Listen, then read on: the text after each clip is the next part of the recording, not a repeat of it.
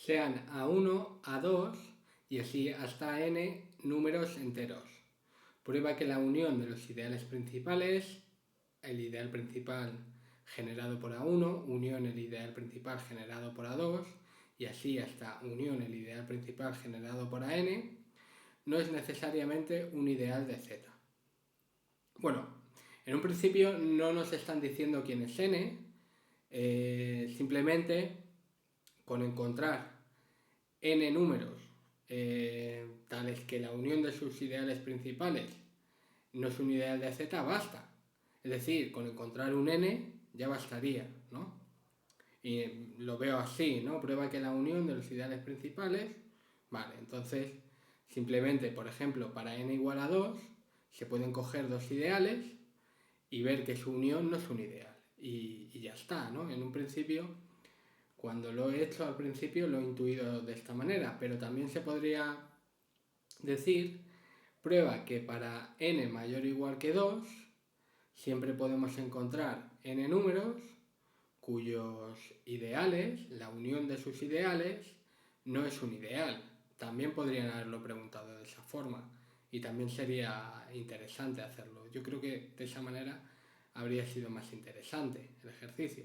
Pero bueno, vamos a mantener simplemente que simplemente hay que encontrar un contraejemplo de unión de ideales principales que no es un ideal y ya está.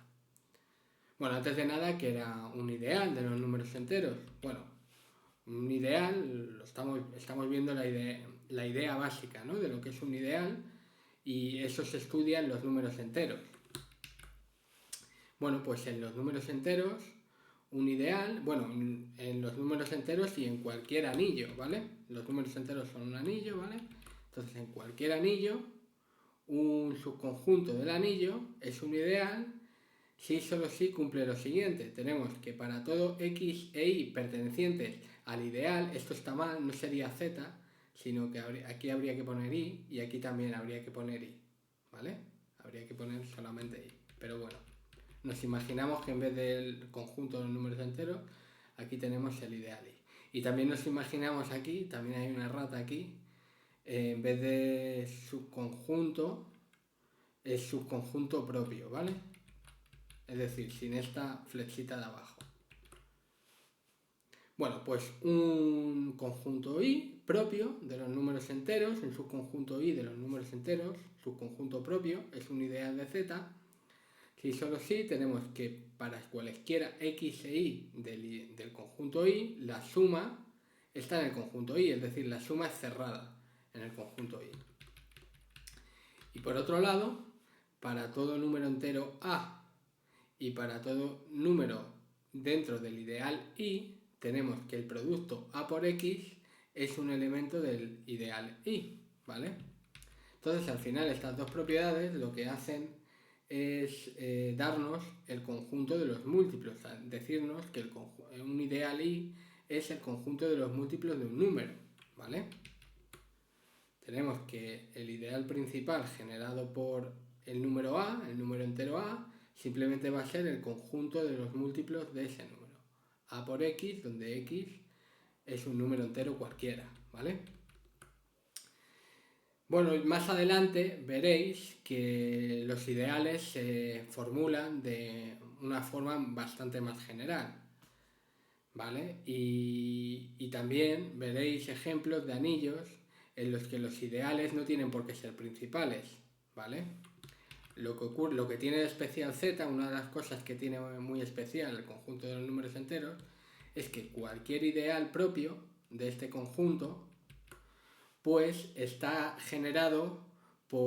estar generado por un elemento. En realidad está generado por dos elementos. Si el ideal es distinto del ideal cero, es decir, del ideal que solamente contiene el cero, si es conjunto de ese ideal, si es distinto de ese ideal trivial, pues entonces el ideal puede estar generado por dos números enteros, por un número entero en positivo y un número entero en negativo. Por ejemplo, el de los múltiplos de 2, el ideal principal, que son los múltiplos de 2, puede estar generado por el 2, pero también puede estar generado por el menos 2. Lo mismo con el ideal principal generado por el 3. Este es el mismo ideal que el ideal principal generado por menos 3. ¿Vale? Bueno, esto es simplemente una primera aproximación de lo que es un ideal y ya está. No hay que darle muchas más vueltas a esto. Entonces, bueno, simplemente hay que probar que puedo construir la unión de unos cuantos ideales que no es un ideal. Y bueno, el ejemplo más, yo creo, más rápido es ver que la unión del ideal 2 con el ideal 3 pues no es un ideal, porque la unión del ideal 2 con el ideal 3 es el conjunto formado por los números enteros, tales que esos números enteros son o bien múltiplos de 2 o bien son múltiplos de 3. ¿Vale? Pero fijaros que entonces el 2 y el 3 está en esta unión de ideales principales, pero sin embargo 2 más 3 es igual a 5 y 5 no está aquí, porque 5 no es ni múltiplo de 2 y tampoco es múltiplo de 3. Por tanto, no se está cumpliendo la primera propiedad que debería cumplirse, es decir, que si dos elementos cualesquiera pertenecen al conjunto, entonces su suma tiene que pertenecer al conjunto. Es decir, no se está cumpliendo, este conjunto de aquí no es cerrado bajo la suma, por tanto no puede ser un ideal. Por tanto, ya hemos encontrado un ejemplo en el que hemos unido dos ideales y el resultado ha sido un conjunto que no es un ideal.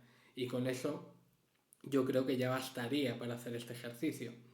De todas formas, como decía al principio del vídeo, decía, sería más interesante que nos hubieran preguntado, oye, demuestra que para todo n mayor o igual que 2, podemos encontrar siempre n números cuyos ideales principales, al juntarlos, al unirlos, pues nos da como resultado un conjunto que no es un ideal.